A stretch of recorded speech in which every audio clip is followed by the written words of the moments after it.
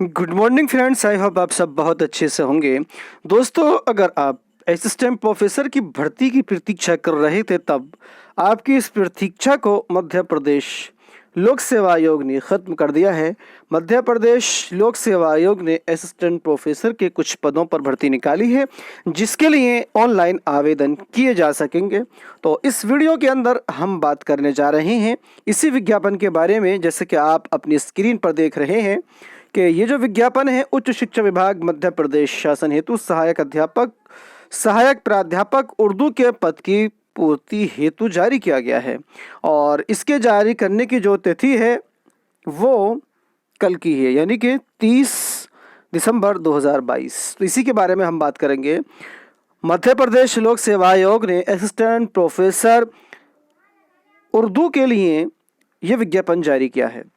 तो इसके लिए जो ऑनलाइन आवेदन किए जाएंगे उसकी अंतिम तिथि 11 मई 2023 रखी गई है और आवेदन शुरू करने की जो तिथि है वो 12/4/2023 है। सबसे पहली बात ये कि ये जो ऑनलाइन आवेदन है इस पद के लिए कब किए जा सकेंगे, तो 12 अप्रैल 2023 से शुरू होंगे और 11 मई 2023 तक ये आवेदन किए जा सकेंगे। अब हम इसके बारे में तफसील से बात करेंगे कि इसके लिए क्वालिफ़िकेशन क्या है और इसका एग्ज़ाम कब तक हो सकता है, एज क्राइटेरिया क्या है।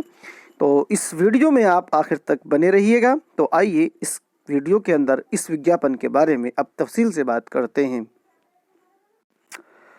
तो इस पोस्ट के लिए जो आवेदन करना है वो सिर्फ ऑनलाइन मोड में ही किया जाएगा और जो इसकी वेबसाइट है वो आपके सामने आपकी स्क्रीन पर है mppsc.mp.government.in, या फिर इसके ऊपर भी आप इसके लिए जाकर के ऑनलाइन आवेदन कर सकते हैं। और इसके अलावा कोई और तरीका जो है ऑफलाइन मोड में इस आवेदन का स्वीकार करने का नहीं है। और अब बात करें अगर यहाँ पर के आयु की जो गणना है वो कब से कब तक की जाएगी, तो इसके लिए जो आयु की गणना होगी वो 1 जनवरी 2023 को मान करके की जाएगी कि इसके लिए अधिकतम और जो मैक्सिमम मिनिमम आयु है वो कब तक रहेगी। तो उसके लिए 1 जनवरी 2023 से गणना की जाएगी और इसके लिए जो है कि अधिकतम और न्यूनतम जो आयु यहाँ पर रखी गई है वो क्या है, आगे चल करके उसके बारे में बात करेंगे। और अब अगर बात की जाए यहाँ पर इसकी शुल्क पूर्ति की, तो इसके लिए जो फीस है वो भी ऑनलाइन मोड में ही जमा की जाएगी। इन्होंने साफ साफ कह दिया है कि परीक्षा शुल्क के भुगतान के लिए किसी बैंक का ड्राफ्ट अथवा चेक स्वीकार नहीं किया जाएगा। ऑनलाइन मोड में ही या यूपीआई के माध्यम से ये फीस जमा की जा सकती है। अगर आपके फॉर्म में ऑनलाइन फॉर्म फिल करते वक्त अगर कोई त्रुटि हो जाती है तब आप उस त्रुटि को सुधार सकते हैं। ऐसा प्रावधान एमपीपीएससी ने किया है। ऑनलाइन आवेदन पत्र में त्रुटि सुधार का कार्य दिनांक 12 अप्रैल 2022 से लेकर के 12/4/2023 से लेकर के ये जो है आपका किया जा सकता है 13 मई 2000, यानी कि पूरा एक महीने का टाइम दिया है। 12 अप्रैल 2023 से 13 मई 2023 तक आप उस त्रुटि को सुधार सकते हैं ऑनलाइन मोड में। और त्रुटि सुधार करने के लिए आपको अतिरिक्त 50 रुपये का शुल्क भुगतान करना होगा। और इसके बारे में जो पूरी जानकारी है वो आपके सामने आपकी स्क्रीन पर दी गई है। एमपीपीएससी ने यह भी साफ कर दिया है कि इस बात का ध्यान रखें कि परीक्षा के आवेदन पत्र में हुई किसी भी त्रुटि का जो सुधार है वो साक्षात्कार के स्तर पर नहीं किया जा सकेगा। अगर आप इंटरव्यू के लिए क्वालिफाई कर जाते हैं और आपके एप्लीकेशन फॉर्म में कोई गलती है तब आप उस टाइम इसमें सुधार नहीं कर सकेंगे। परीक्षा का आवेदन पत्र अत्यंत ही सावधानी पूर्वक भरें। यदि फिर भी नाम के अतिरिक्त कोई त्रुटि होती है तो त्रुटि सुधार अवधि में वांछित सुधार कर लें। तो इससे बात साफ हो जाती है कि आपका एप्लीकेशन फॉर्म भरते वक्त आपके नाम के अंदर और डेट ऑफ बर्थ में इसमें कोई गलती नहीं होनी चाहिएगी।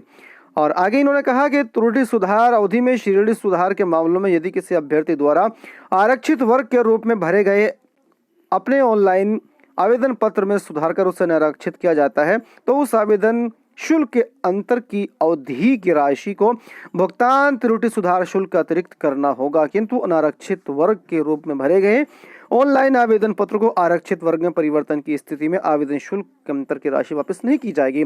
अगर आप ओबीसी से हैं और आप जनरल में फॉर्म भरना चाहते हैं तो आपको जनरल का जो है फीस का भुगतान करना होगा। अगर आपने अगर आप जो है रिजर्व कैटेगरी से और आपने जनरल में जो है फॉर्म भर दिया है, तब आप अगर उससे बाद में जो है सुधार करते हैं अपनी श्रेणी का, तब आपके जो शुल्क आपने जमा कर दिया है उसकी भरपाई आपको नहीं की जाएगी। और आइए अब जो है इसके बारे में और डिटेल से बात करते हैं। तो आइए दोस्तों, अब हम डिटेल के साथ में जो सीट यहाँ पर दी गई है असिस्टेंट प्रोफेसर उर्दू के लिए, उसके बारे में बात करते हैं कि किस कैटेगरी में कितनी की सीट यहाँ पर दी गई हैं। तो सबसे पहले यहाँ पर बात करें तो रिक्त पदों की जो संख्या है वो ये है कि टोटल जो सीटें यहाँ पर वो दी गई हैं यहाँ पर 19।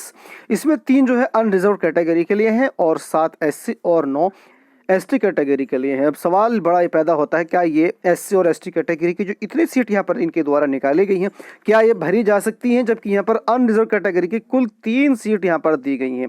क्योंकि यहाँ पर अभ्यर्थियों का मिलना बहुत ही मुश्किल हो जाता है। तो इस तरह से ये जो अधिकतम सीटें यहाँ पर दी गई हैं, ये अपने आप में एक भद्दा मजाक इस आयोग द्वारा मेरे नज़र में किया गया है। कुल यहाँ पर 19 सीटें हैं, तो इस तरह से ये सीटें दी गई हैं।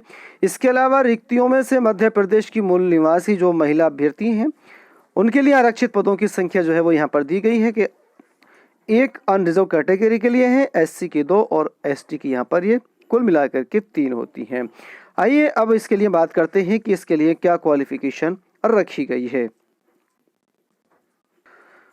तो इसके लिए सबसे पहले वेतनमान की हम बात करेंगे। जो इसका वेतनमान है वो 57,700 जो कि 7 पे स्केल के अकॉर्डिंग है, और ये जो पद हैं वो परमानेंट हैं, स्थायी पद हैं।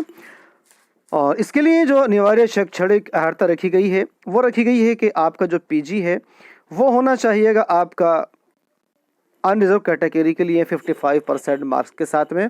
साथ ही साथ आपके पास में यहाँ पर होना चाहिएगा नेट, या फिर होना चाहिएगा आपके पास में किसी मध्य प्रदेश राज्य द्वारा आयोजित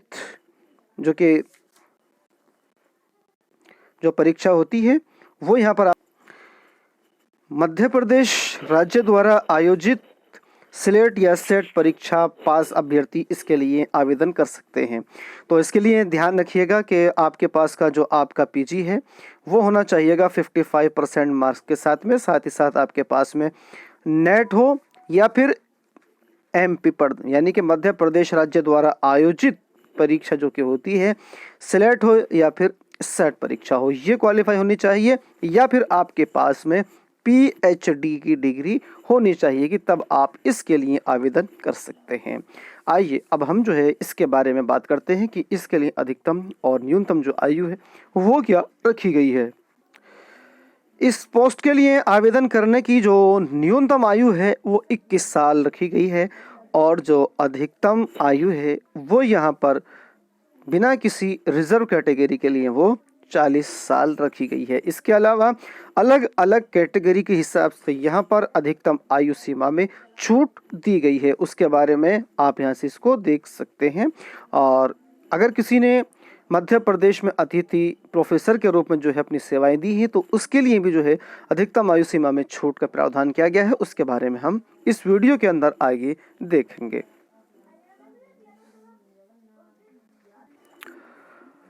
मध्य प्रदेश के मूल निवासियों के लिए इस पोस्ट के लिए अधिकतम आयु सीमा में जो है वो यहाँ पर 48 वर्ष जो है वो अधिकतम रखी गई है, जिसमें कि छूट प्रदान की जा सकती है। अन्य प्रदोषों के अभ्यर्थियों की किसी भी स्थिति में जो आयु सीमा कोई छूट यहाँ पर नहीं दी गई है, उनके लिए अधिकतम आयु सीमा यहाँ पर 43 वर्ष रखी गई है। इसको देख लीजिएगा, और इसके बारे में और पूरी जानकारी इस कॉलम के अंदर दी गई है, इसे भी आप देख सकते हैं। अब अगर बात की जाए यहाँ पर कि जिन्होंने मध्य प्रदेश के अंदर अतिथि असिस्टेंट प्रोफेसर के शक्ल में अपनी सेवाएं दी हैं, उनके लिए कितने कितने अंक यहाँ पर निर्धारित किए गए हैं परीक्षा में। तो अगर यहाँ पर एक बात की जाए तो एक शैक्षणिक सत्र में 151 या 151 से अधिक कालखंडों के लिए तो 4 अंक वरीयता यहाँ पर रखी गई है, और 101 से 150 के मध्य जो है 3 अंक हैं, और उसके बाद फिर 2 है और फिर 1 अंक है। तो अभ्यर्थी संपूर्ण अतिथि अध्यापन अवधि के कार्यानुभव के आधार पर प्रति सत्र अधिकतम 4 वरीयता अंक, अधिकतम 20 अंक एवं प्रति सत्र 4 अंक प्राप्त करने पर ही 1 वर्ष की छूट, अधिकतम 5 वर्ष की छूट का लाभ प्राप्त करने के पात्र होंगे। ऐसा मध्य प्रदेश लोक सेवा आयोग का ये नियम कहता है। ऐसे अभ्यर्थी जिन्होंने मध्य प्रदेश की शासकीय महाविद्यालयों में सहायक प्राध्यापक का कार्य अतिथि विद्वान के रूप में किया है तथा जिन्होंने उसी विषय के सहायक प्राध्यापक के स्वीकृत पदों पर सीधी भर्ती हेतु आवेदन किया है, उनके द्वारा अतिथि विद्वान के रूप में किए गए कार्य के आधार पर विभाग द्वारा निर्धारित मापदंड अनुसार प्रति सत्र अधिकतम 4 अतिरिक्त वरीयता अंक के मान से अधिकतम 20 अंक की सीमा तक वरीयता अंक दिए जाएंगे। वरीयता अंक अंतिम मेरिट सूची तैयार करते समय जोड़े जाएंगे। तो ये बात उनके लिए है जिन्होंने के महाविद्यालयों में अतिथि विद्वान के रूप में, अतिथि असिस्टेंट प्रोफेसर के रूप में कार्य किया है और वो इस पोस्ट के लिए आवेदन कर रहे हैं, तो उनको फाइनल मेरिट में अतिरिक्त 20 अंक प्रदान किए जाएंगे। और इसके अंदर आपका पहला रिटर्न होगा, रिटर्न के बाद में फिर आपकी इंटरव्यू होगा और इंटरव्यू के बाद में फाइनल मेरिट तैयार की जाएगी। तो ये बात थी अब तक की इस विज्ञापन के अंदर जो मुख्य बातें थीं। अब इस पोस्ट के लिए, जो इस आवेदन के लिए जो परीक्षा शुल्क रखा गया है वो कितना है? तो मध्य प्रदेश के मूल निवासी अनुसूचित जाति, अनुसूचित जनजाति एवं अन्य पिछड़ा वर्ग एवं दिव्यांग जन श्रेणी के अभ्यर्थियों के लिए आवेदन एवं जो परीक्षा शुल्क है वो फीस रखी गई है यहाँ पर 250 रुपये। इसके अलावा शेष सभी श्रेणी एवं मध्य प्रदेश से बाहर के निवासी अभ्यर्थियों के लिए जो आवेदन एवं परीक्षा शुल्क है वो रखा गया है 500 रुपये। सभी श्रेणी के अभ्यर्थियों को उपरोक्त शुल्क अतिरिक्त पोर्टल शुल्क 40 रुपये सेवा कर सहित अतिरिक्त दे होगा। तो इस तरह से 540 और 290 रुपये ये शुल्क जो है आपको इस पोस्ट के आवेदन के लिए देना पड़ेगा। और अब अगर बात करें यहाँ पर कि इसका एग्ज़ाम कब होगा, तो इसका जो एग्ज़ाम है वो मध्य प्रदेश लोक सेवा आयोग द्वारा सही समय पर जो है वो कराया जाएगा। इसके बारे में भी कुछ उल्लेख नहीं किया गया है। तो इसके लिए जो परीक्षा होगी वो वस्तुनिष्ठ आधार पर की जाएगी और उसके बाद फिर इसके लिए इंटरव्यू आयोजित कराया जाएगा और इंटरव्यू के बाद फाइनल मेरिट जारी की जाएगी। तो इसका जो सिलेक्शन प्रोसेस है वो रिटन एग्ज़ाम प्लस इंटरव्यू। तो दोस्तों इस वीडियो में इतना ही। वीडियो अच्छी लगे तो लाइक कीजिएगा, शेयर कीजिएगा, साथ ही साथ इसी तरह की दूसरी अपडेट्स पाने के लिए चैनल को सब्सक्राइब करना ना भूलिएगा। इसके अलावा इस आवेदन से संबंधित, इस विज्ञप्ति से संबंधित अगर आपका कोई प्रश्न है, कोई सवाल है, तो उसके बारे में हमें कमेंट्स बॉक्स में जा करके ज़रूर लिखिएगा। उसको बहुत हद तक दूर करने की कोशिश हमारे ज़रिए से की जाएगी। Thank you.